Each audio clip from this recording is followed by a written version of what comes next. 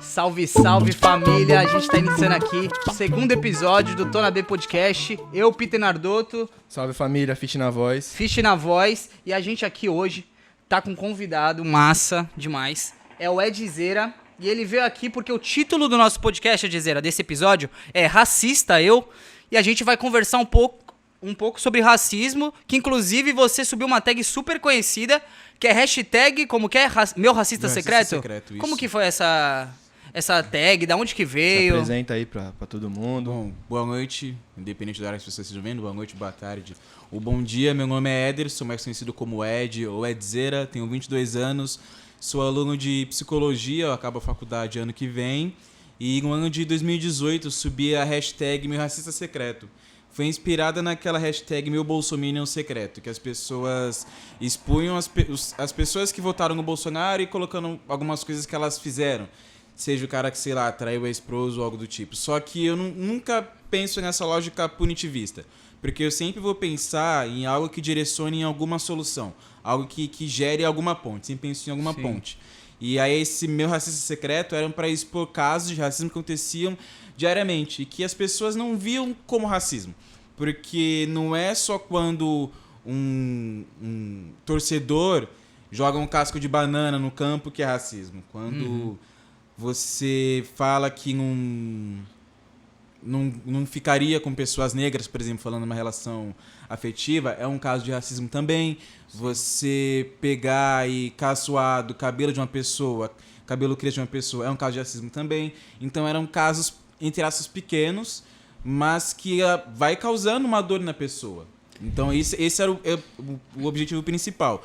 Começou com uma hashtag, eu fui colocando alguns casos, umas amigas me ajudaram a engajar, foram postando também casos que aconteceram com ela.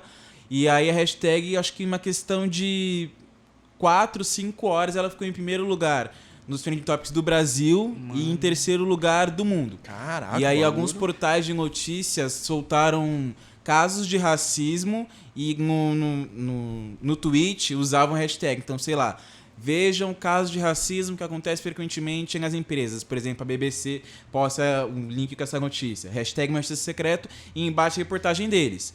Eu dei entrevista para um jornal, é o Sputnik, dei entrevista pelo SoundCloud, foi por áudio. Foi a única entrevista que cheguei a dar. Também foi para uma jornalista... Sputnik é aquele que fala de política bastante. Isso. Sputnik fala bastante de política. Sputnik Brasil. E aí foi basicamente isso. A página depois avançou para a hashtag avançou depois para uma página. E aí foi a parte que eu achei mais gratificante, porque eu vi pessoas que viram um espaço de fala para falar em coisas que elas nunca tinham um espaço antes. Então veio mãe de família, veio muita gente mais velha agradecendo o espaço para expor casos de racismo.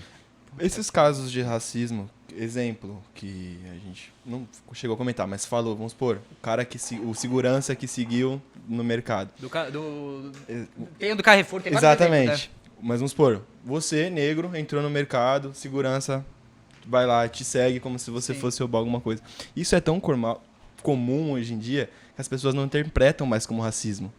Atos racistas hoje em dia, às vezes não são interpretados como... Interpretados. Desculpa a dicção aí. Mas não são interpretados como racismo. Passam a ser banais, coisas normais. É como se fosse, acho que é como se fosse normal. Exatamente. Eles acham normal, perseguir um negro no mercado porque ele vai... É uma assimilação mal feita. É o racismo estrutural? Sim, então. Vem muito da cultura do brasileiro isso, né, Isso cara? que acontece... Olha o gol do Santos, Gol do Santos.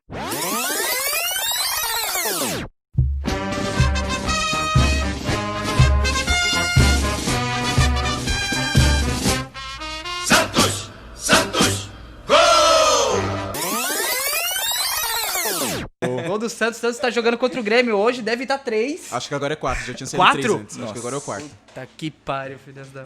Mas enfim, isso que acontece é o racismo estrutural e assim, ele é um projeto. Então não é por acaso ou coincidentemente que uma pessoa negra é seguida no mercado ou qualquer lugar que ela vai.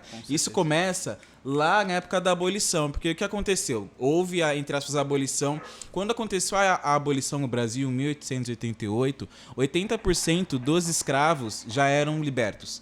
Então só faltou, tipo, um finalzinho. Então o que a princesa Isabel fez não foi nada além da obrigação, até porque o Brasil foi o último país no mundo a abolir a escravidão.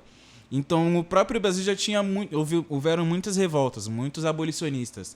Eram homens negros que possuíam a leitura, juntavam dinheiro aqui e ali e conseguiam conquistar a alforria dos outros. E aí é onde começa o projeto. Você libera essas pessoas, mas você não dá um lugar para elas ficarem. E aí a gente entra numa coisa que é conhecida como o medo de um mundo negro. Porque de onde vem esse medo? Lá em 1700 e pouco, houve uma revolta no Haiti. O Haiti foi o primeiro país no mundo a liberar, a abolir a escravidão.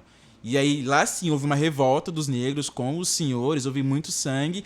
E lá foi um país que se tornou assim, proibiu de fato. Então eles tiveram esse empoderamento. E aí você volta pro Brasil, as elites sabiam que isso aconteceu no Haiti e o medo deles era disso acontecer. Então, eles primeiro começam a proibir tudo aquilo que é referente à cultura negra. Você começa a criminalizar o negro em todas as maneiras possíveis. E aconteceu isso com a Umbanda, né? Sim, a Umbanda era uma dose, capoeira. né? Aí você entra, por exemplo, na lei da vadiagem. Você proibia Sim. a Umbanda, a capoeira nas ruas. Então, esse é um projeto. E aí, junto do projeto, você entra na parte de negar que aconteceu o racismo. O presidente, eu não lembro se foi o presidente, enfim. Houve uma queima nacional de arquivos da escravidão. Então, se eu fosse um escravo, tinha meus papéis que cada pessoa era como se fosse um título mesmo, uma propriedade. Então, houve uma queima nacional. Então, se eu, Ederson, quiser saber quem foi meu tataravô, eu não vou achar. Porque queimaram os papéis, então não vou achar os registros. E aí você vem trazendo, você vai marginalizando, você tem a ciência também tendo falsas acusações, nunca nada embasado de que o negro há motivo para ser escravizado, há motivo para ser inferior. Sim. Eles vão ter ciências racistas mesmo, que é no caso da eugenia. A eugenia era um projeto de realmente higienizar o país.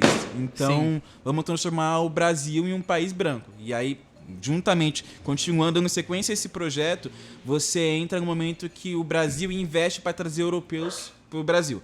Então, quando que foi o caso dos italianos, lógico. As pessoas receberam dinheiro na Europa para vir para cá. No sul, então, sim, né? O objetivo era transformar o Brasil em um país branco.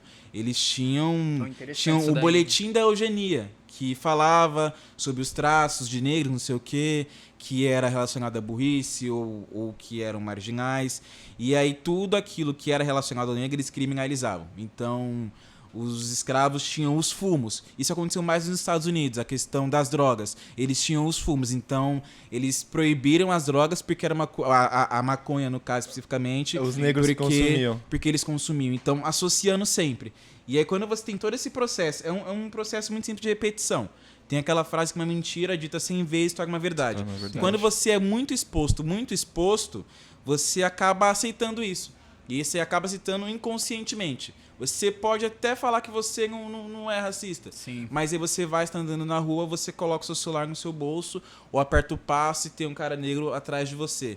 E às vezes o cara tá, tipo, pensando o que ele vai ter pra jantar. E ele olha pra frente e tem uma pessoa branca correndo dele. Então, é todo um processo. Por isso que é uma estrutura. Você vai construindo bases muito, muito sólidas e a gente chega onde a gente está hoje. Então, não vai sumir da noite pro dia. Então, existem leis que tentam ajudar e tudo, mas é todo um processo, é toda uma estrutura para chegar nesse raciocínio que a gente tem hoje. E uma coisa muito importante também foi a religião, porque desde o começo do processo de escravização no Brasil, a religião veio, a religião católica. Então, sim, você tinha lugares que antes do negro vir para cá, ele passava lá na igreja, lá no continente africano, e falava que ele não tinha alma. Então, esse pensamento segue até hoje. Então, é uma questão de invisibilização. Quando eu tô vindo para cá e tem um morador em situação de rua na minha rua e eu sigo pro ponto como se nada estivesse ali, acontece exatamente o mesmo com o negro. Você não vê um valor para essa pessoa. Para a pessoa que tem uma lógica racista, ela também vê que o negro não tem uma alma, não é um sujeito. tanto faz. Então, quando você... Até os jornais, tipo, morreram 5 negros hoje na favela da Rocinha. Morreram 5... É um número, são 5 negros. Não é o Gabriel, não é o João, não é a Ágata. Morreram 5. E assim vai por diante, porque não são pessoas dignas de uma subjetividade, de ter um conteúdo.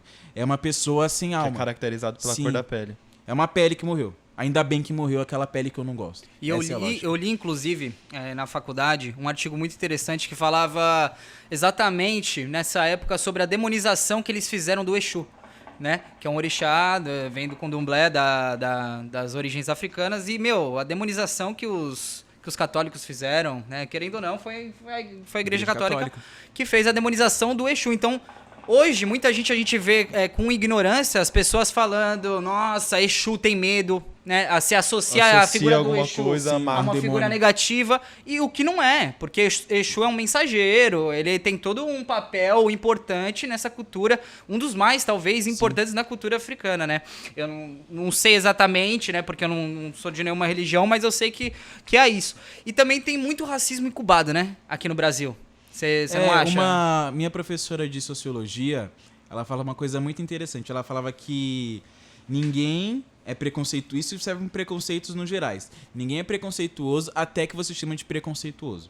Então, vou falar que neguinho serve pra trabalhar, segunda-feira é dia de preto, isso. Eu falo, pô, você tá sendo racista. Eu? Como assim? E esse é um ponto muito importante na questão racial. Quando a gente repreende uma pessoa, a gente não tá anulando toda a sua qualidade, toda a sua profissão. A gente tá repreendendo a fala que ela teve. Se você teve uma fala errônea, você foi racista sim. Só que quando a pessoa recebe, ela sabe o peso que é, o ódio que as pessoas têm contra racistas. E não estão erradas em ter um ódio. Mas quando ela recebe essa repreensão, ela acha que isso, tipo, cumpre tudo. Pra onde ela for, vão estar olhando como se ela fosse. Nunca se te chamar de homofóbico. Como assim eu? Mas eu tenho até um amigo gay. E as pessoas vão pra essa fuga como se anulasse. Então, se a pessoa namorou ou namora ou é casada com um negro, ela pode ser muito bem racista. Se a pessoa tem um amigo negro, ela pode ser racista. Não adianta aquele discurso à la Bolsonaro... que o meu cunhado, o meu sogro é negão, o namorado da minha prima... E assim, o caso do Bolsonaro é uma coisa muito estratégica, de ele ter o negão do Bolsonaro, que se intitula assim ali do lado. Então, como que eu vou ser racista se eu tenho um negro aqui do lado? E aí você pega o presidente da Fundação Palmares, que é um negro que não acredita em cotas, ele mudou a lista de pessoas negras exemplares do Brasil, tirou vários nomes. Então... O fato de ser... Eles sempre vão pegar um negro que concorde com as ideias deles e vão ampliar. E isso é uma coisa muito ruim do racismo. Tanto para essas pessoas, para as pessoas que têm uma, entre aspas, boa intenção.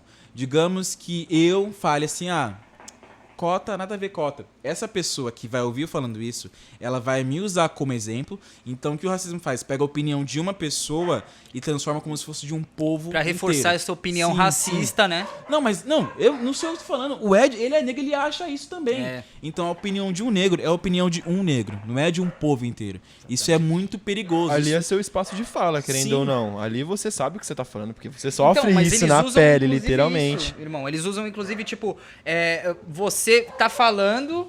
exatamente, por exemplo, o Fernando Holliday. Isso. O Fernando Holliday, ele é totalmente contra cotas, né? E aí ele fala, o discurso dele agrada quem tem esse discurso, e eles usam isso como modelo. Então, tipo assim, você vê que essa situação... Uma situação, tipo, totalmente nada a ver, porque é uma minoria do povo negro que acredita que a cota não é importante. Na sua opinião, eu até separei, eu fiz uma pautinha aqui pra hoje, e uma dessas tava uma pergunta assim: as cotas vão resolver os problemas raciais aqui no Brasil? As cotas, elas ajudaram bastante. Eu tô na faculdade, eu faço psicologia, eu tô no último ano, e assim, a mensalidade da minha faculdade é R$2.000. Eu nunca consegui pagar isso na minha vida. E assim, eu sou apaixonado por psicologia. Eu não me imagino fazer outra coisa. Eu entrei na faculdade em 2016, eu tinha escolhido o curso em 2014. Eu não consigo imaginar outra possibilidade na minha vida. Então eu entrei por meio do FIES e com as cotas. Então as cotas eu vejo ela como um ponto de partida. Então, digamos que eu tenha me formado lá em... Você acha que é um incentivo? Sim. Eu vou explicar o raciocínio. Digamos que eu tenha me formado lá em 2010. Me formei em 2010, entrei com cotas, me formei com êxito. E aí, com base no que eu aprendi, eu queria, sei lá, um curso pré-vestibular que ajuda pessoas de baixa renda e pessoas negras. Então, eu tô trazendo uma devolução. Partindo disso, eu vou estar formando uma classe, eu vou estar ajudando... Digamos que esse curso vestibular tenha 3 classes. Eu vou ter 3 classes e eu consegui fazer isso porque eu me formei por meio das cotas. Então, teve uma devolução. E aí, de um que se formou, já formei 3 salas. Imagina essas 3 salas entram na faculdade, com ou sem cota. E elas vão e dão continuidade a outros projetos, vários projetos, quando você vê, tá tudo assim, nivelado. Pequenas ações vão construindo. Não, e é um negócio muito importante que você falou agora, Ed, porque a cota ela é uma política social que ela não é uma política social para um períodozinho e já era, vai funcionar, a gente vai ver em 1 ano se funciona ou não. É um negócio que tem uma validade assim de 10 anos. Você tem que ver se a cota funciona em 10 anos para ela poder inserir, assim, com expressão, um número bom de pessoas negras na faculdade, né? E ainda um negócio assim, a lei de cotas, ela vai entrar em revisão, ela ia entrar em revisão, se não me engano, era esse ano, ela vai entrar em revisão em 2022. Então, onde é importante a gente batalhar pelas cotas?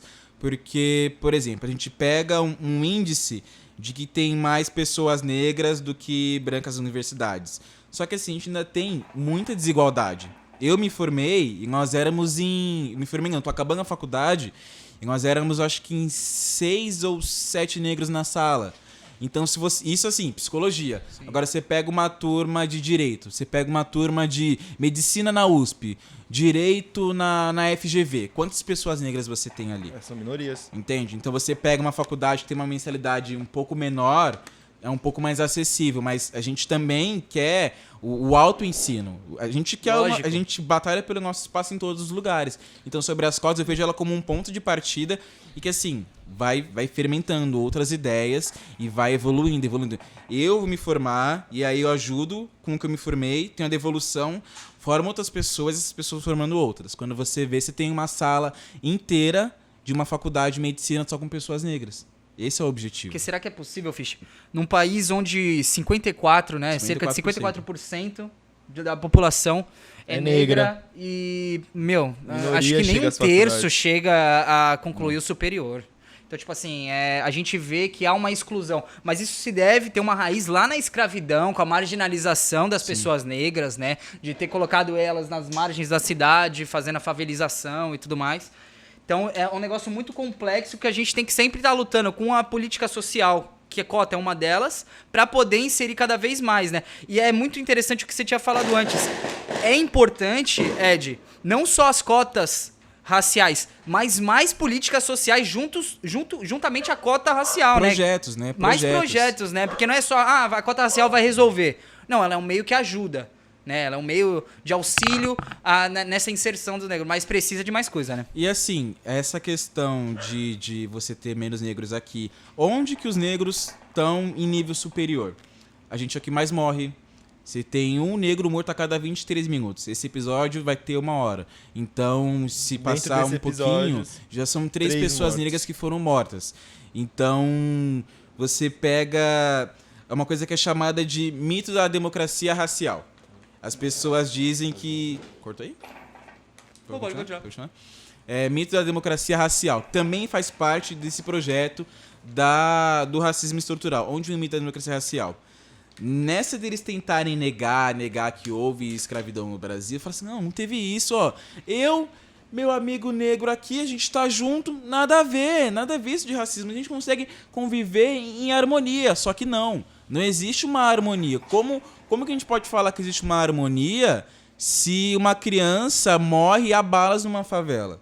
Como a gente pode falar que existe uma harmonia, uma igualdade racial, se você pega, igual eu falei, uma classe de medicina, você tem 2 negros e 40 alunos brancos? Como que a gente pode falar que isso está igual? Então faz parte do projeto. É um mito, isso se chama o mito da democracia racial. A gente não vive uma democracia racial. A gente é o que mais morre, a gente é o que mais é preso, a gente é o que mais é perseguido. As mulheres negras também são as mais que sofrem violência, tanto doméstica quanto violência sexual, são mais estupradas. Então, a gente tá como maior nos índices negativos.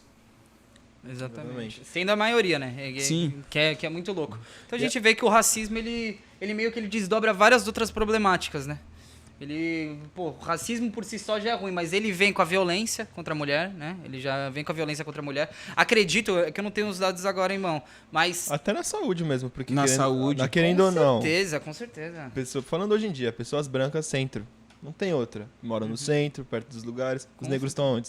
Periferias, afastados. Negócio histórico, né? O bagulho é histórico, Não faz só parte da nossa desde história. sempre. E não só isso, não só a questão deles estarem afastados. O tratamento com as pessoas que negras vêm desses lugares. no hospital também vão receber um tratamento diferente, dependente de onde ela venha. Sim. Eu posso ser, sei lá, morar num bairro de elite, eu vou ser tratado de uma maneira diferente de um homem branco em um hospital que eu esteja pagando. Os índices de violência obstétrica com mulheres negras são absurdos, porque a gente entra em uma série de mitos. Então você tem o mito do negro ser mais forte. Ah, não, porque ele apanhava bastante lá atrás, a pele do negro é mais forte, o negro é melhor para trabalho braçal. Tanto que é por isso que você tem muitas pessoas... Eu gosto de fazer uma coisa que minha professora me ensinou, que é o teste do pescoço. Você vai em algum ambiente, seja um shopping, um restaurante, você olha para um lado, você olha para o outro, e aí você vê onde estão as pessoas negras. Geralmente você vai ver a moça da limpeza, é a atendente, coisas do tipo. Vai num ambiente de lazer, assim, por exemplo, em Santos, na costa. Vê quantas pessoas negras a lazer você tem no Parque Balneário, você tem lá no Praia Mar. Você vai em qualquer shopping, faz esse teste. Vai em um ambiente, vê quantas pessoas negras tem a lazer ali. Você vai ver que o barato é completamente diferente. Então, tem essa questão que eu falei da violência, o racismo nos hospitais. Porque... uma questão muito confusa no Brasil, na questão racial, é que as pessoas acham que o racismo é só quando eu te ofendi diretamente. E o racismo, a partir do momento... Vou bater nessa tecla de novo. Se eu tenho 2 alunos negros e 40 brancos em uma sala, isso é racismo. Se eu tenho uma empresa, você vê lá a foto do Itaú, barato de trainee, processo de trainee e tal, todo mundo aprovado, você não tem um negro na equipe. Eu tô falando de uma equipe de mais de 60 pessoas e você não tem um negro na equipe. Então, ali é racismo também. As pessoas precisam aprender sobre a inclusão.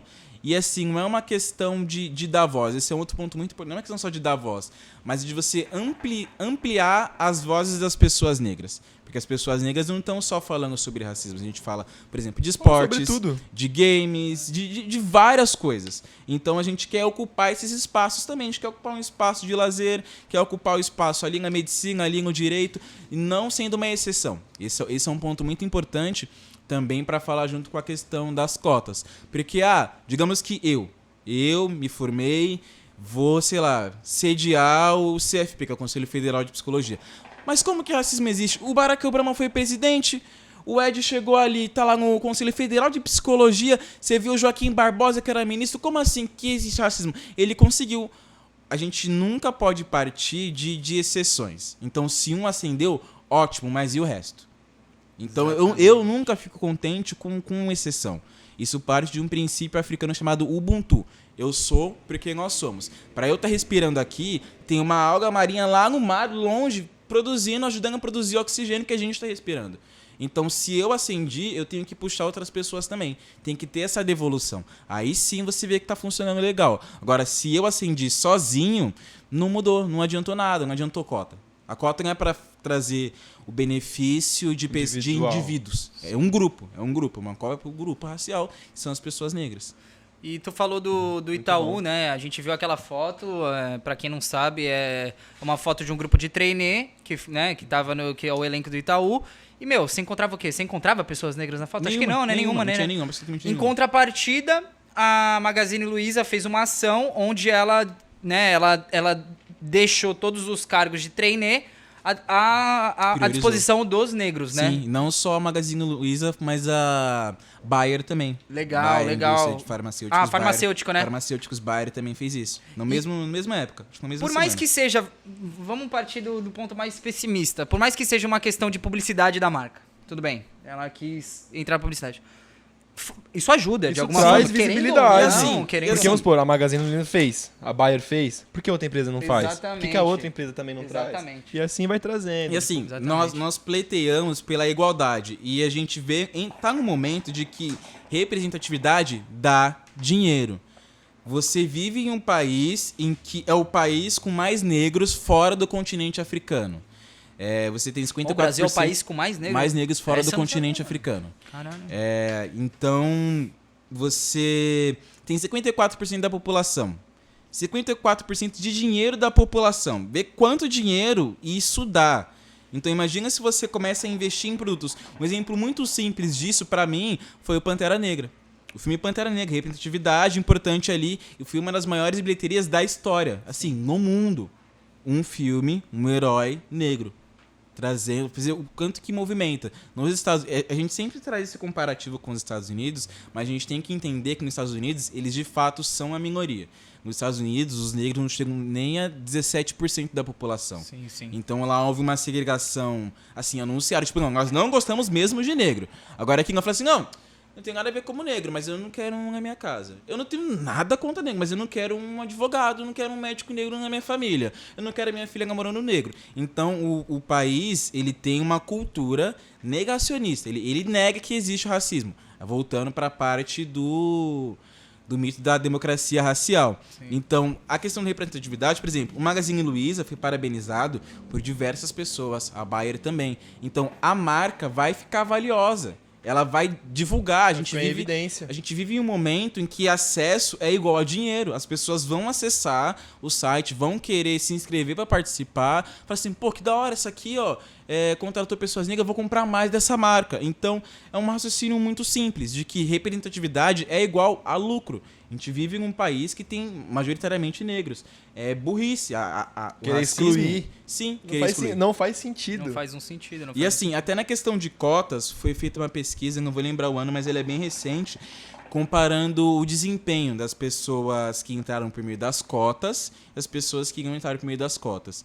E a questão das cotas, entra o racismo nas universidades, das pessoas desmerecerem quem entrou por cota. Fala, é burro, entrou por cota porque não conseguiu, não sei o que, isso aqui lá. E aí, sei lá, a pessoa tá aprendendo Nietzsche desde da primeira série. E aí eu, que estudei escola pública a vida inteira, comecei a aprender Nietzsche no segundo ano do ensino médio. E as pessoas querem comparar que os dois estão partindo do mesmo lugar. Aí entra a sujeira que é meritocracia. Não existe isso. Exatamente. Eu estudei em escola pública a vida inteira. Eu consegui entrar na faculdade pelo FIES, pelo Enem. Mas assim, se eu tivesse um incentivo a mais, um pouco a mais de qualidade, por exemplo, na minha escola eu fui aprender matemática que cai no Enem 2 semanas antes da prova. Um barato, outro que caia de matemática. E tem gente que em escola particular aprende isso desde o primeiro ano do ensino médio. Tudo que vai cair no Enem que você vai fazer daqui 2 anos. Então isso que entra a perversidade. Muito mais preparado, né? Muito mais e aí, voltando a essa questão das cotas, você vê que tem um desempenho maior de notas dos alunos que entraram por meio das cotas em comparativo com os alunos que não entraram por meio das cotas. Porque a gente valoriza isso. Eu ia comentar Você isso. tem, tipo, 10 vagas. E aí você abre pra 12. Abriu 2 que é pra cota. Tipo, se não fosse a cota, ia ser só 10. E eu não ia conseguir entrar essas outras 2 que abriram. E aí entrou o João da escola X particular, o Pedro da escola Y particular e tal. E aí eu entrei em 11º. Pô, maneiro, quase que eu fico de fora. Eu tô abaixo aqui do que é antes das cotas. E eu tô quase fora das cotas. Pô, maneiro. Então eu preciso valorizar isso que eu consegui. Então é a significação. Na psicologia, a gente tem uma coisa que é a significação de um conteúdo. Então, por exemplo, tô com uma garrafa de água na mão. Para mim, isso aqui tem um significado. Se eu tivesse ficado o dia inteiro andando pela cidade e não tivesse comido nem nada, teria outro significado. Para cada pessoa, cada coisa possui um significado. É a significação de cada objeto. Então, as cotas possuem um significado para essas pessoas também. A gente não coloca a cota por canalice. A cota por canalice vem de pessoas brancas que forjam as cotas. E aí, se você comparar as notas dessas pessoas com as pessoas que realmente são negras e entraram por cotas, você vai ver a diferença. E assim, esse é um caso muito curioso. A pessoa branca que coloca para entrar por cota, falsificando todo o processo, onde ela tá na lista normal? Para baixo de 500. E aí, com a cota, ela apareceu em 15º. Então você vê como o nível dela tá lá abaixo, mesmo ela tendo todos os privilégios que a vida dela forneceu. Mesmo com todos os privilégios, ela tem a capacidade de se pintar e falar que é uma pessoa negra pra entrar em cota. Né? Caso que apareceu no Fantástico. É brincadeira, Isso um daí bagulho apareceu no desse. Fantástico. Isso é brincadeira. É um negócio muito louco. E, Ed, é um negócio, uma curiosidade, mano, que até é uma questão, acho que pra muita gente, inclusive pra mim. Não sei se você conhece o Neb Clifford. Ele é um embaixador do reggae aqui no Brasil. Ele veio da Gana, mora aqui no Brasil há um tempo já. E ele falou num vídeo pro portal Raízes. Ele falou sobre exatamente a questão do falar negro e falar preto. Ele defende que a gente deve falar preto. A gente não deve falar negro. Que negro, ele remete sempre ao pejorativo. Ao péssimo da construção da frase, entendeu? Então, por exemplo, a gente vai falar sobre mercado negro. É algo ruim. Entendeu? Mas quando a gente vai falar algo preto, já dá um certo valor. Quando você tem um carro, você não tem um carro negro, mas você tem um carro preto. Quando você ganha um dinheiro muito grande, você tem uma quantia muito grande de dinheiro, Grana nota preta. Entendeu? Então, mas pra você, uma opinião talvez até pessoal, porque isso pode ser até dividido entre os negros, né? Você prefere que fala negro, que fala preto, ou você acha, não, eu acho que não vai fazer muita diferença, a questão nominal e tal, como que funciona? Isso é uma questão que começou a circular bastante depois do Babu no Big Babu no Brother. BBB, né? Babu. E assim, traz... Eu cito até o documentário... cito até o documentário do Emicida que saiu na Netflix semana passada, onde ele aborda um pouco esse tema. A palavra negro, que é a origem, ela surge na França. E ela foi muito importante porque você pôde ressignificar e trazer novos nomes que trouxeram orgulho, por exemplo, como negritude. Negro, na verdade, se eu não me engano, é inimigo, né? Sim, sim. Na raiz da palavra é inimigo, né? E aí, sobre a questão que circulou com o Babu, é o mesmo caso que eu falei anteriormente sobre o quão negativo pode ser você pegar a opinião de uma pessoa negra e amplificar por todo um grupo. Sempre que me fazem essa pergunta, Ed, preto ou negro? Minha resposta é automática, é o nome da pessoa. O nome da pessoa. Simples, o nome Mas da e quando pessoa. você vai falar de uma população? A população é preta? Depende, eu sempre vario, eu não vejo como uma ofensa. Vai depender muito do contexto. Do contexto que você está inserindo essa palavra. Porque dependendo Entendi. do contexto... Dependendo da forma que você fala também, sim, né? Sim, assim, tanto preto quanto negro podem ser palavras ofensivas dependendo do contexto do qual você as encaixa. Então, quando me refiro a uma pessoa, eu sempre falo para essa resposta, o nome da pessoa. Agora, você me refere, preto, o negão ali, pá, não sei o quê. Por exemplo, uma coisa que é muito comum entre meus amigos é, mas você falou que é negralha, esse aqui é um negralha. Os caras comem, na beca, pá, mó estilo, esse aqui é um negralha. O maluco é negralha. Então, é uma coisa positiva. Então, posso falar, esse é o pretão, esse é o pretão. Por exemplo, pretusco. Grande do... Ó, Banetes. Tá gostosinho, né, família?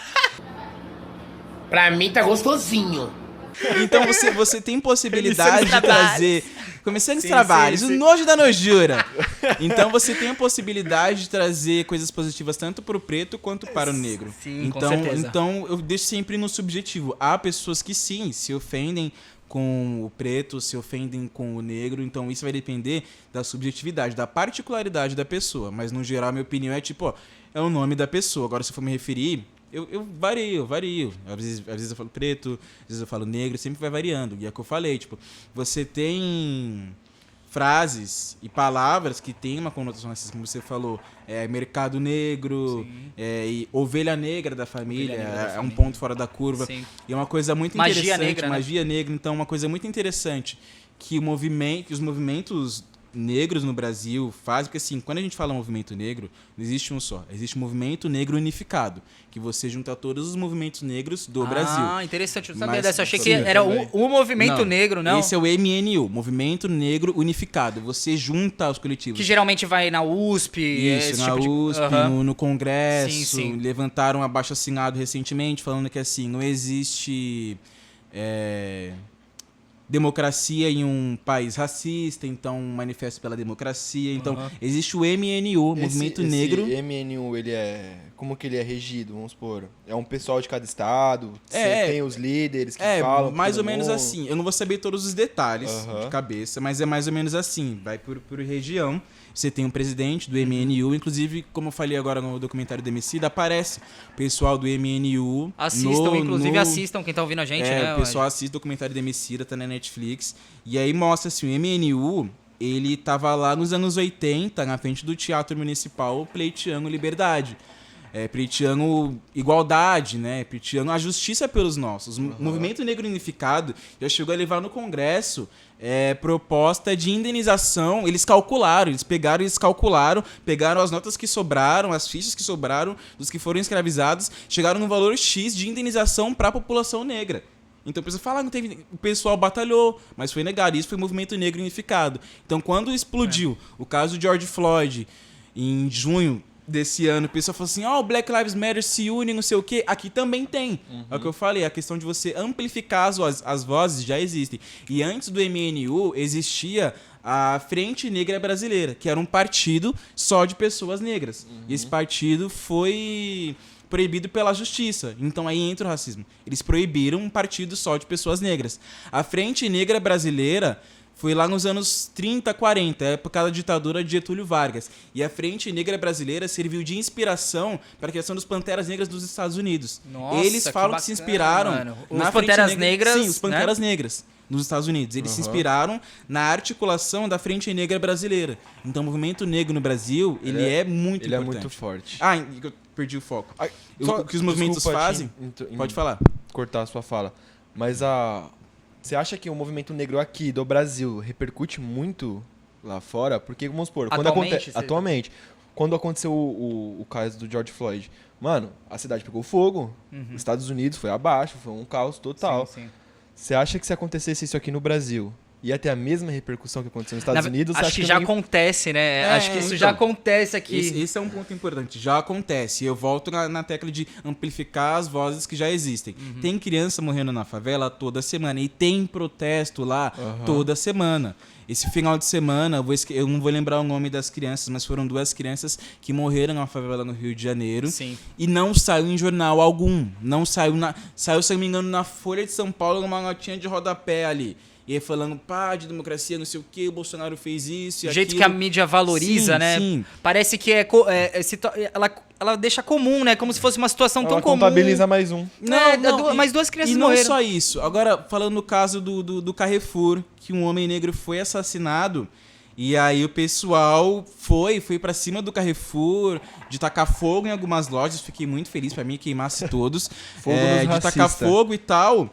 E aí, qual foi a primeira coisa que apareceu na CNN? Vândalos, não sei o que, sei que lá, no Carrefour. Então não adianta, eram as mesmas pessoas compartilhando a ideia da CNN de que não se debate com violência, não sei o quê. Eram as mesmas pessoas que estavam compartilhando a foto da delegacia que tacaram fogo quando George Floyd morreu.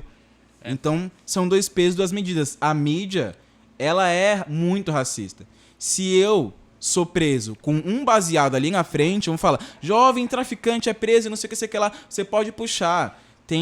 Existem jovens negros que foram presos com 10 gramas. Rafael Braga. Rafael Braga foi pinho-sol. Mas tô falando assim, de ser enquadrado como tráfico. Ah, sim. De estar, com um baseado e, por exemplo, o cara tá voltando do trampo dele, comprou o seu baseado tranquilo, a sua cotinha ali de 10, tá indo pra sua casa. Só que ele recebeu no dia. E aí ele tá com 600 conto no bolso. E aí ele toma um enquadro. Porque você tá com 600 reais e maconha no seu bolso. Você é traficante. A lei de drogas, ela é muito racista. Porque qual é a questão da lei de drogas no Brasil? Ela é subjetiva. A polícia vai definir a quantidade que é tráfico ou não. Eu sou preso com 10 gramas, eu sou traficante. O jovem branco da Mackenzie é preso com 5 toneladas no seu carro. Jovem que comercializava produtos ilícitos na sua faculdade é preso e responde em liberdade. Então, são 2 pesos, 2 medidas. A mídia faz esse processo. Então, o pessoal está se movimentando, mas as vozes não são ampliadas. Você tem, por exemplo, a CUFA, Central Única das Favelas. É uma coisa antirracista. Uma coisa antirracista. Aqui na Praia Grande, o Instituto Neymar. Meus sobrinhos, eles participam no Instituto Niemeyer. Meu sobrinho tem psicólogo lá. É tudo de graça. Sim, tem sim. psicóloga. Todos os uniformes do Instituto Niemeyer são feitos pela Nike. Eu não sei se agora vai mudar, porque agora ele é patrocinado pela Puma, mas enfim. Até então era feito pela Nike. Então isso é antirracismo. Você está trazendo oportunidade para essas pessoas. Então você tem que ampliar as vozes. Tem gente fazendo história aqui há muito tempo. E aí, voltando o foco que eu falei do movimento, é de você ressignificar algumas palavras. Então, por exemplo, tinha que ser preto. Quando eu vejo alguém que ascendeu de maneira positiva, eu sempre coloco tinha que ser preto. Fulano não sei o que, em primeiro lugar, medicina, tinha que ser preto. Não sei o que, sei que lá. Ou serviço tal. de preto, né? Alguma coisa que tipo, fez um então, serviço mal ruim, feito, mal feito. Então, quando se referia a um serviço mal feito, eu falo serviço mal feito. Então, quando eu vejo alguém fazendo algo positivo, uma pessoa negra, eu uso a mesma conotação que usavam num contexto negativo. Então, eu falo assim, uma coisa de preto ficar em primeiro lugar na Engrandecendo. USP. Engrandecendo. Isso é ressignificar. Isso que os movimentos negros brasileiros fazem. Alguns movimentos fazem. Monstro. Da hora, monstro. Da hora pra caramba. Eu separei uma outra aqui também. Racismo reverso. Na minha opinião. Véi, não faz sentido nenhum esta merda. Zero sentido. O racismo reverso é muito simples de acontecer. Você primeiro precisa voltar 500 anos no Brasil. E trazer tudo aí que você, aconteceu. Não, aí você traz navios tirado do seu lugar. Da Itália, da Polônia, da França. Você tira a humanidade dessas pessoas. Digamos que fulano era de Paris e outro de tal lugar. Isso é uma outra coisa que aconteceu com a questão da escravização no Brasil. Digamos que todos nós morássemos aqui no... Não, digamos que eu morasse em um bairro X.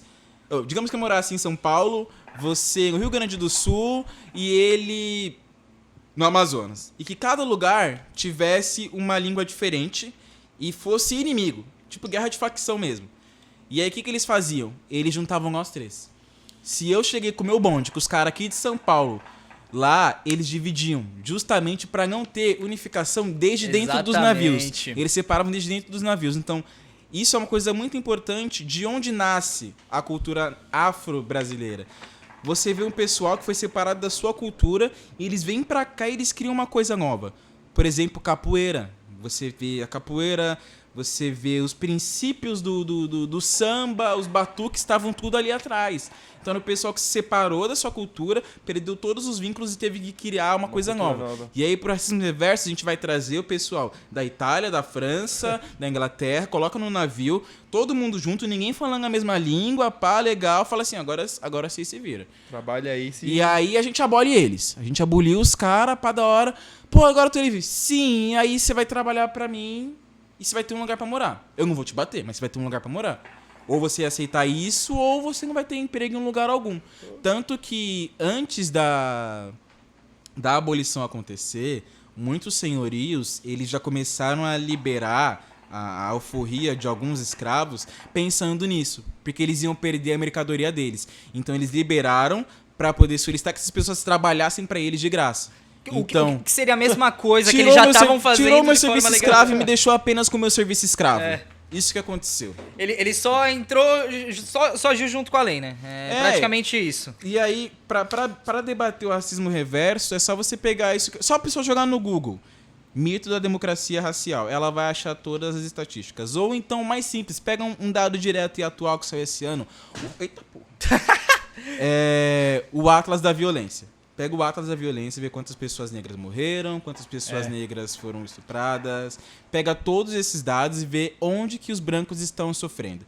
Pega a foto do Itaú de novo, me fala onde que a pessoa sofreu.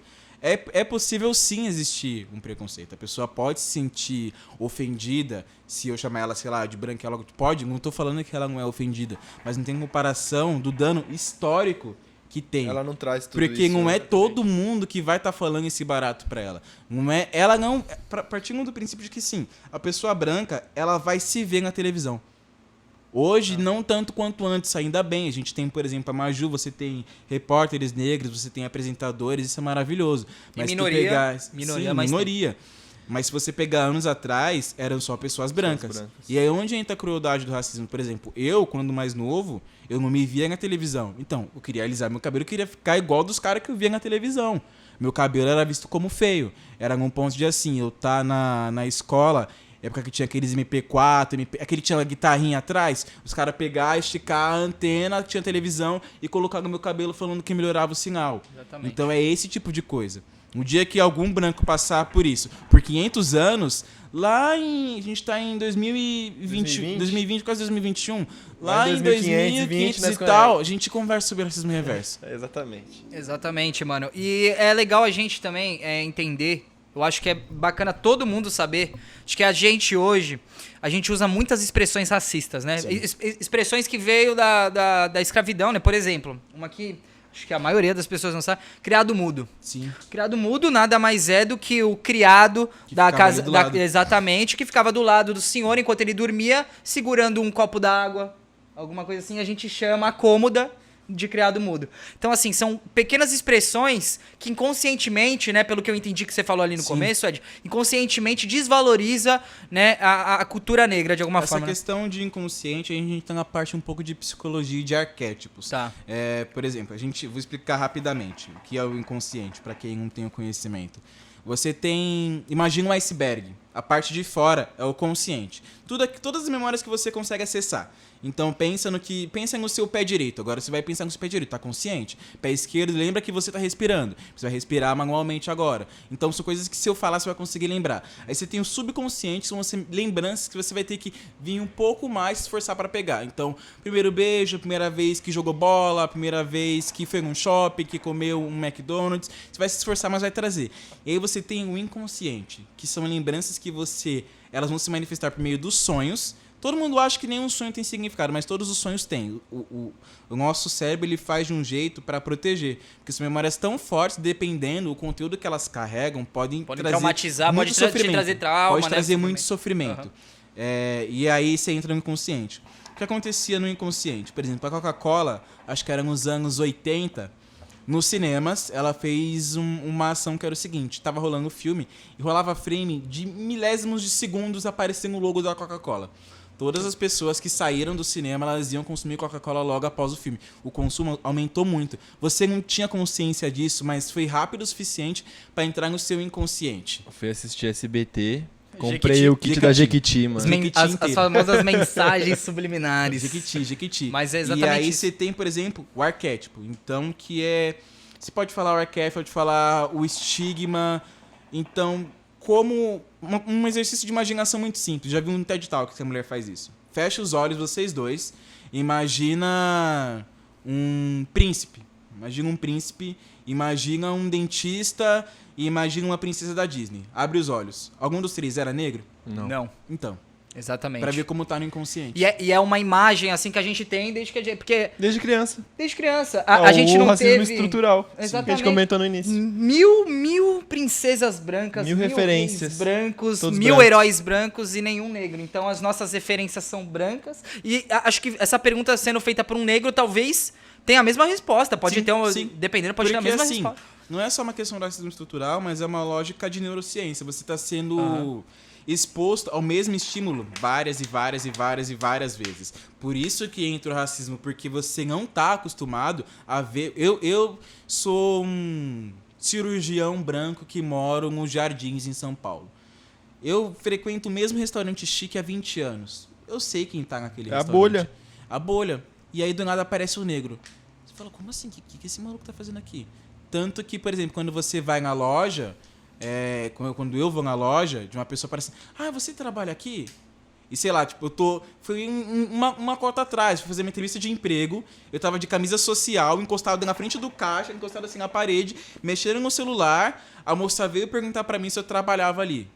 Então, como um imaginário. Então, por isso que eu falo, tipo, não é necessariamente uma questão de maldade em si, a maldade pura. Mas nós somos condicionados a repetir esse comportamento, a entender que essa é a norma. Então, quando a gente repreende, é absorver, entender que não é a norma. E não é um questionamento, isso é uma coisa muito importante, né? Tipo, desculpa se eu ofendi. Não, a gente não perguntou se você ofendeu. Eu sei que você ofendeu, eu tô falando que você ofendeu. É só você prestar Cabe atenção. você aceitar, Sim. né, entender. E a pessoa fala, mas como que eu faço pra não acontecer mais, não sei o quê?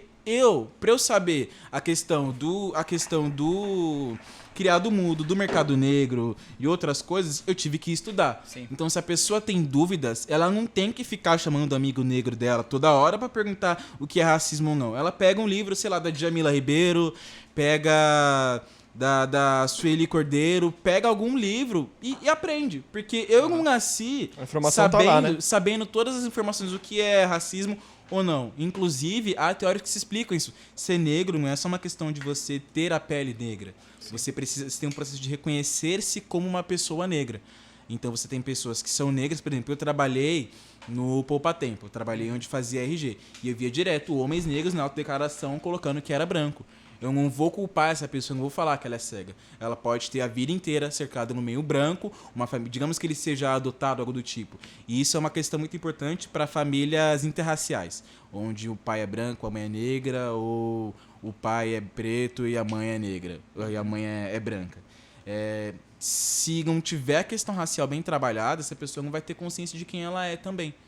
Então, isso é todo um processo. Todo um processo, né? Inclusive, a gente colocou nos stories, foi no dia de hoje, vocês têm que até ficar ligados, vocês que estão assistindo a gente, porque a gente sempre vai estar soltando, né, Fish? Dependendo do tema, a gente sempre vai soltar uma enquete, vocês sempre vão estar participando, e participaram. A gente colocou quem já sofreu racismo, como que foi, contou. Inclusive, um colega meu, né, de jornalismo também, o Guilherme Coutinho, ele falou, negro também, que sofreu racismo e ele vai contar aqui pra gente. Cara, eu já passei umas 3 situações de racismo. 2 que eu considero como racismo estrutural, sabe? Aquelas paradas de você entrar na loja, você notar que o segurança está atrás de você e, evidentemente, é por causa do seu tom de pele, sabe? O segundo ponto de racismo que eu sofri foi uma vez que eu fui parado e a todo instante fui parado, blitz, né, de carro, né, normal, e a todo instante o cara tentou acreditar que eu tinha droga no carro, que eu era bandido, ou que esse carro não era meu, que era roubado, algo do tipo. E a terceira situação era bem nova, acho que eu deveria ter uns 16 anos, uns 15, 16 anos, época de matinezinha assim que tinha em Santos, e uma vez eu fui conversar com uma menina e ela meteu a mão no meu peito e falou assim, sai, cê é preto. Essa foi a que, tipo, eu carrego assim, tipo, graças a Deus tô bem, pá, mas que eu carreguei durante mais tempo, né? Na vida dele, Pesado uma mano, situação isso daí dessa, né? é triste, né? É triste. Isso É é triste triste, que isso aconteça. é Já aconteceu? constrangedor. Será que já aconteceu com você? Então, Assim, de forma assim, clara, assim. Não um negócio mais estrutural, mas assim, alguém chegar a apontar, né? Você é não preto, vai você não vai fazer isso porque você é preto. Explicitamente comigo não, acho que o máximo que aconteceu foi uma entrevista de emprego que o cara perguntou do meu cabelo, esse cabelo aí se entra aqui não pode ter um cabelo assim, não sei o quê. Mas era que era black, era do jeito que você Não, tá tava hoje. assim, quadradinho, do jeito que é hoje. Eu tô com esse cabelo tem muitos anos. Então, assim, direto não. E a questão afetiva, isso é muito importante. A questão afetiva, na maioria das pessoas negras, o que acontece? E isso é um espectro. As pessoas negras acabam começando tudo mais tarde. Porque isso acho que todo negro vai ter participado na sua vida. A lista dos mais bonitos da sala. Quem estava sempre nos mais feios? Eu nunca Eram as tava no pessoas mais negras. As pessoas negras estavam nos mais feios e as mulheres também. Inclusive com as mulheres, se você pegar dados do IBGE, você vê que as mulheres negras, existem uma alta taxa de mulheres que assim, se casam, tem mais de 30, 40 anos e nunca namoraram na vida. Então, esse caso que ele falou da matinê foi explícito. Eu também fui pra muita matinê, mas eu fui ter meu primeiro beijo com 16 anos. Enquanto meus amigos começaram, 12, 13 anos. Se você conversar com umas 5, 6 pessoas negras, você vai ver que elas também começaram tudo muito tarde. Um processo tudo muito tarde, assim. E isso que ele falou da polícia, eu vi um post um dia desse, eu achei muito interessante, né? Que é um influencer que eu sigo que é negro, e ele colocou assim: o que vocês fariam hoje se não tivesse mais racismo no Brasil? E aí o cara respondeu embaixo: eu ia me sentir à vontade pra correr na rua. Por exemplo, se eu tô atrasado pro meu trabalho, eu não corro, eu não posso correr. Por mais que seja na rua vazia. Senão vai ser suspeito. Eu vou ser suspeito de alguma coisa, vão achar que eu sou suspeito de alguma coisa.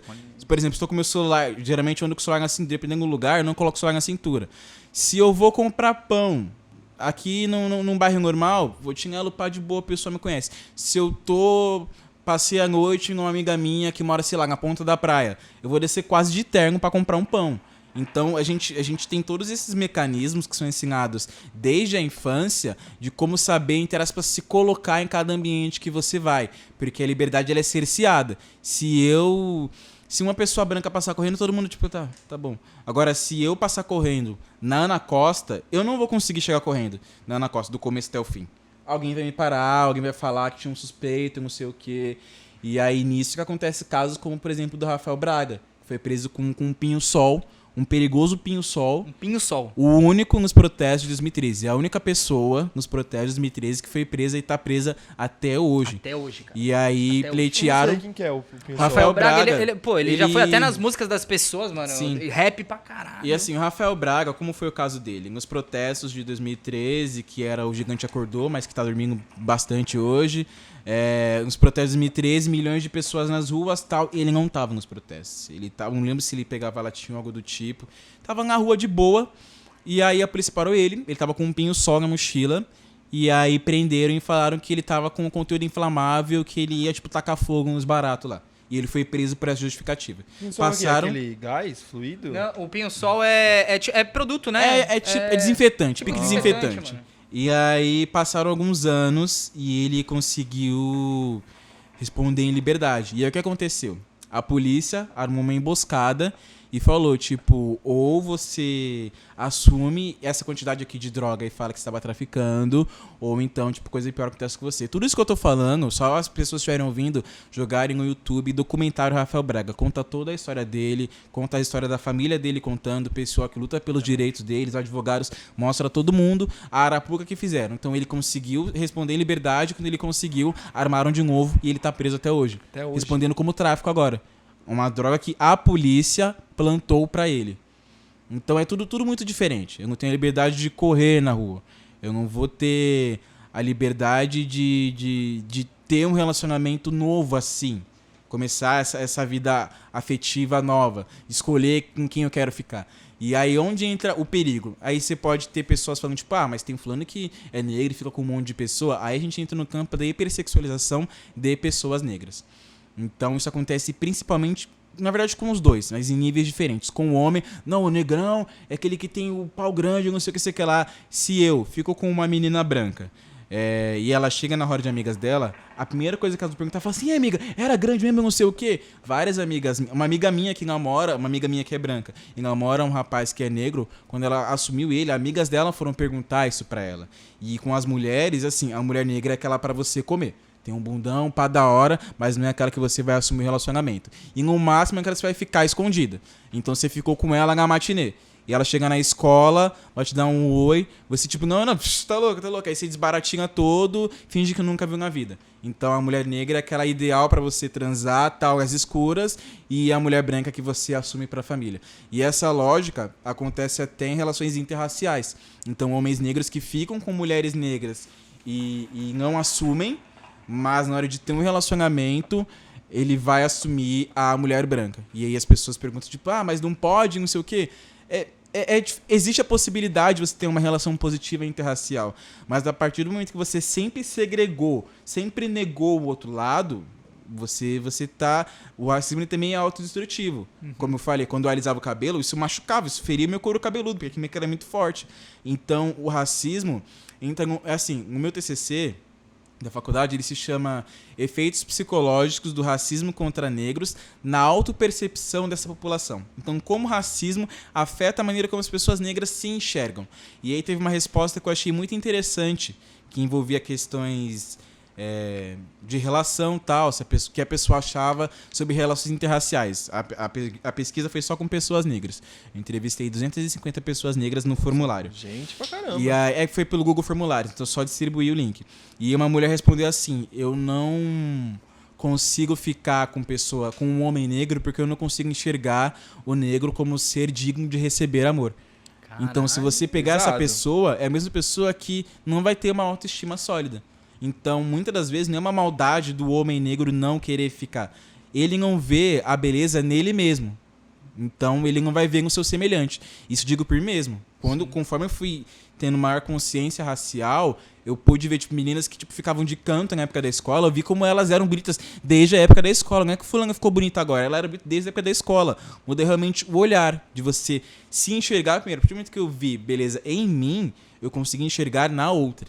Então é todo um processo que, assim, isso é o efeito do racismo. Sim. Por isso que vai muito, muito além só de você xingar uma pessoa de macaco, coisa do tipo.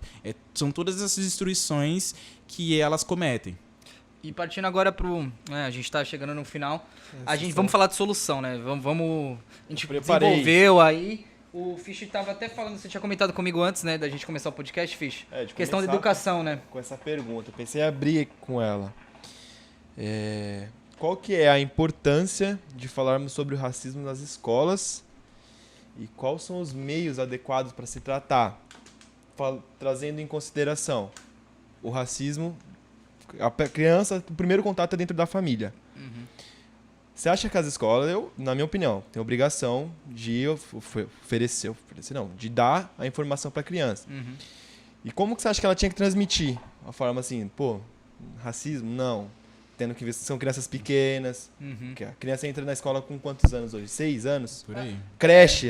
Desde quando a criança nasce, para o pai poder trabalhar, ela já está numa escola, já está inserida no meio No de ensino fundamental, onde ela... de Mas acho que é uma pessoas. construção que acho que dá pra começar até na educação infantil, né? Exatamente. Educação básica, né? educação Como que você básica. acha que... Não sei se Desde a você vai gente saber. partir do mas como cor que de pele, do vo- lápis cor de pele, Como né? você introduz Que não existe. o racismo para uma criança? Fala assim, você não pode fazer isso porque isso é racismo.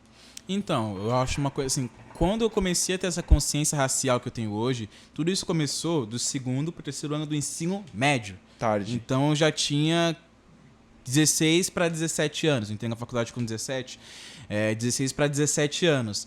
E quem me ensinou foi minha professora Carol, uma mulher negra, gorda, e assim, ela sofreu muita relutância, e assim, não só dos alunos, que não queriam que ela tocasse nesse assunto ou coisas do tipo, mas da própria diretoria. Então, a própria coordenadora, diretora, não é melhor se tocar nesse assunto, não sei o quê, tá gerando muita discussão nas salas, saía briga, saía discussão entre os alunos na classe, e assim, éramos em escola pública, a vida inteira, no 3º ano, era acho que uns 5 ou 6 negros na sala, e assim, quem me ajudava a bater de frente com o pessoal e apoiar essa professora é a minha melhor amiga, que é branca, na sala.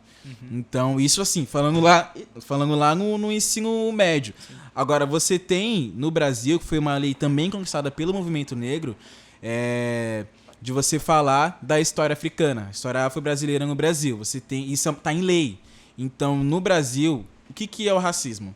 O pessoal fala de Zumbi, Princesa Isabel e acabou. Essa é a história do negro nas escolas. Então, uma coisa muito importante é a representatividade. É importante você trazer histórias negras, trazer histórias de fato, de que os seus antepassados não eram só escravos, eram reis e tal. Então, a potência que a criança vai ter, a criança pequena, a gente fala assim, pô, que da hora, aquele cara, a mesma pele que eu, e ele era rei. Fala, ele era rei. Então, você não pode tratar diferente porque é um rei. A criança não vai diminuir um rei, por exemplo, uma criança pequena. Então, você já começa por ali, trazendo referências positivas de pessoas negras. Então, acho que uma fiscalização e você trazer de maneira mais intensa essa lei que tem no Brasil e que mal é aplicada. Então, você, igual eu falei, agradeço muito a Carol, que faz o professoramento de Sociologia, mas ela foi um caso em exceção. Então, a gente precisa de muito mais professores, desde o ensino básico. Então, eu acho que um caminho é você trazer as referências positivas. A criança se enxergando como positiva, ela vai ficar feliz. Você mostra, por exemplo, um médico negro para uma criança que está no ensino fundamental. A importância que vai ter, tipo, eu posso ser um médico, pá, que da hora, o maluco ali é médico, pá, que da hora. Pode ser um psicólogo, nossa, que legal. Então, você trazendo essas referências positivas, a própria pessoa negra, ela vai conseguir imaginar possibilidades positivas para ela. Porque o que o racismo faz é tirar todas as possibilidades. É aí que você tá o estereótipo. Uma coisa que eu abordei no meu TCC é a questão do estereótipo. Então, é muito difícil você conseguir chegar na Globo como ator. Como sendo uma pessoa negra mais ainda. E aí você vai e na novela é empregada ou é o traficante. Me fala quantos homens negros foram o principal da novela. Quantas mulheres negras foram a principal da novela e não reprisando um papel de empregado ou algo do tipo. A importância que isso tem. Então, trazer referências positivas é o principal caminho desde o ensino básico. E aí a questão racial você pode trazer tipo com gincana, sabe? Com de maneira mais didática possível. Mais lúdica, né? Mais lúdica possível para as crianças. Tem um teste que eu acho muito interessante, que é o teste da boneca. As pessoas conseguem achar esse teste no YouTube. Eles pegam 2 crianças, uma negra e uma branca, e colocam 2 bonecas. Eles perguntam, qual boneca é mais bonita? E aí as 2 crianças apontam para a branca. A criança negra também aponta para a branca. Qual boneca é ruim ou é suja, não sei o quê? Apontam para a negra. E qual boneca você se identifica? Pergunta para a criança negra, ela aponta para a negra. Então ela aponta tudo aquilo de negativo para a boneca negra e depois ela aponta referindo a ela mesma. E assim, é uma criança de menos de 8 anos de idade. Ela não tem um discurso afiado como um deputado X que é contra cotas. É uma criança. E aquilo ela é você vê inocente. o poder do inconsciente, como isso é passado na televisão. Então você mostrar possibilidades, é uma referência positiva, é o principal caminho de você combater. Muito bravo. E, mano, nossa sessão aqui de Narga hoje tá acabando. Ed, queria agradecer pra caralho. Foi um papo 1000 grau, papo responsa. Trouxe várias informações que eu não sabia, o Peter não sabia. Chegou pra agregar. Eu queria agradecer o Peter. Carlinhos, tamo junto, irmão, no suporte. Produção ali, E eu queria que tu deixasse um adendo aí, o que tu achou do As últimas episódio, considerações aí, o que você quiser falar. É aquilo que eu falei, que eu bato muito na tecla, sobre ampliar a voz, né? Não é você questão de, tipo, dar a voz pra pessoa, mas você ampliar e fornecer um espaço em que essa voz, essas pessoas sejam ampliadas. Então, o que eu quero falar é basicamente sobre isso. Tipo, as pessoas não... A gente fala o termo, né? Wiki preto. As pessoas pegarem um amigo negro e falar, tipo, isso é racismo?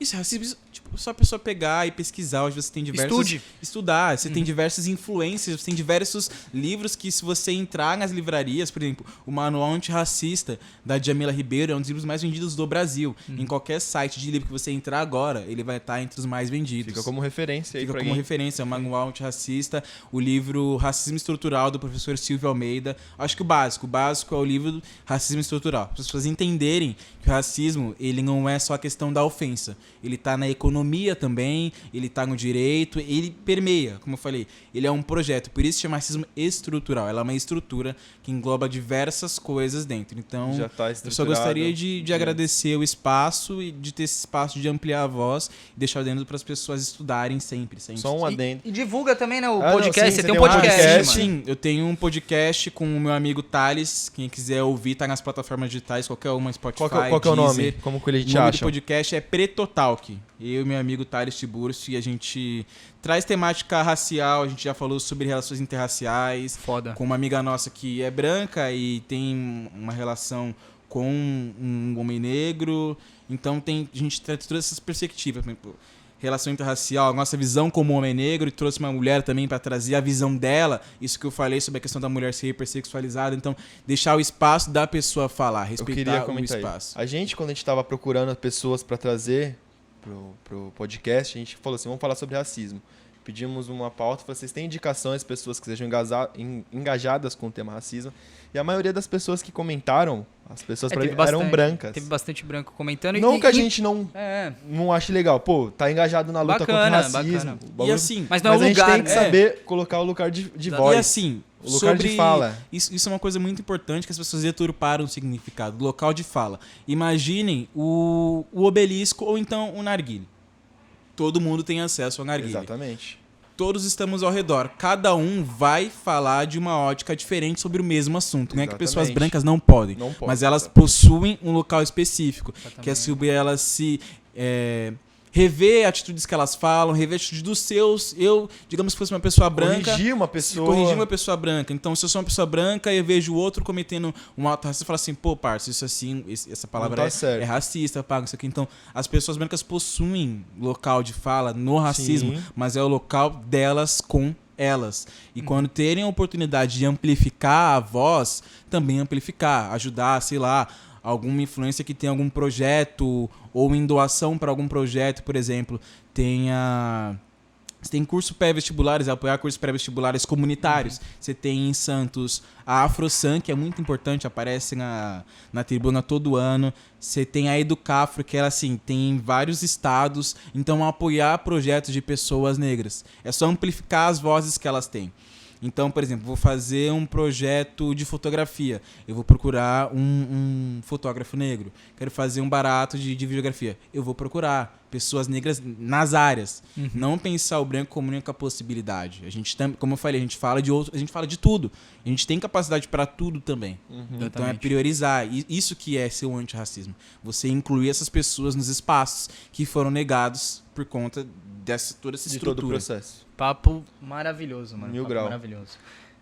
Vamos agradecer também. A gente tá nesse cenário maravilhoso aqui. A gente quer agradecer o Cris. Cris, RCR, tá? RCR Studio, aqui na Praia Grande, quem quiser também Estúdio Mil produzir Grau. música. Cris é compositor. Cris faz tudo, gente. O Cris é foda.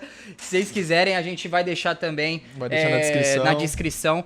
Nosso podcast vai para todas as plataformas de podcast principal. No YouTube também a gente tá planejando. Pode ser que esse vídeo tenha algum cortezinho, que a gente teve um problema na câmera ali. Mais pra questão de frente a gente vai armazenamento. trazer um sistema mais profissional. Depois aí, a gente vai se... uns joguinhos de imagem, Vai vai melhorando, profissionalizando. né, Fê? Vai melhorando. Mas, pô, do primeiro podcast pra esse aqui já foi um puta avanço. Tá ótimo. Obrigadão mesmo. Eu que Grande. agradeço. Obrigadão, Ed, Pelo por ter amor de colado, Deus. ter fornecido Quiser- o tempinho pra gente aí. Quem tiver alguma dúvida, o que eu puder ajudar, meu Instagram também vai estar na descrição, @e.kelvin, Kelvin com Y. Vai estar todos os links aqui na descrição. E é isso. É isso, Tamo rapaziada. junto, molecada. Valeu. Esse Forte foi o abraço. episódio 2 do Tô Na B Podcast, Isso mano. aí, família. Tamo Valeu. junto. É dizer, porra.